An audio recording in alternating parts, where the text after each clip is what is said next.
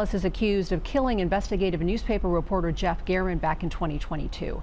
Thanks for staying with us at 4:30. I'm Denise Valdez. I'm Kirsten Joyce. All eyes on the Robert Tellis murder trial, including the eyes of 8 News Now investigator Kyle Payne, who's watching it as close as anyone. Kyle. Denise, Kirsten, you mentioned eyes. It's hard to watch this trial without watching the eyes of defendant Robert Tellis. Even with dozens of witnesses and hundreds of pieces of evidence, watching Tellis has become as important as watching the witnesses on the stand. And in this case, the eyes have it.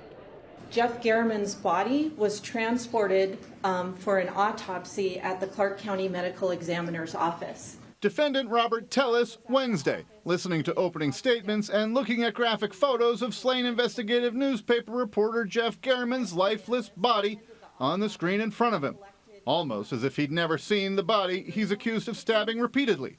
It was one of the more gruesome moments in the first couple days of trial. This case isn't about politics. As the prosecutor explains Tellis's removal from elected office, it's not about who's a good boss or who's a good supervisor. You can see Tellis furiously taking notes, emphatically shaking his head and striking a pose with a clenched fist. But we're not going to do that. In the courtroom, a place where stories are told and stories are either believed, There's no blood left at the scene, or rejected, Tellis's face and eyes tell a story of their own. Getting to the 911 operator to understand him. Whether it's listening to Garman's neighbor recount when she and her husband found Garman's body. Was there thinking at one point that it might have been a medical incident? There was. Hearing testimony of crime scene analysts talk about the blood they found near Garman's body outside his home.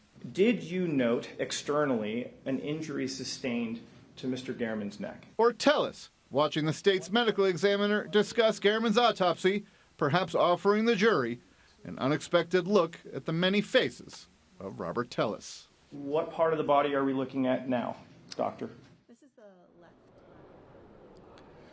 Because Tellis's eyes have been so expressive, members of the media have moved all the way to the other side of the courtroom just so they can watch his face in real time. Reporting live at the Regional Justice Center, Kyle Payne, 8 News Now.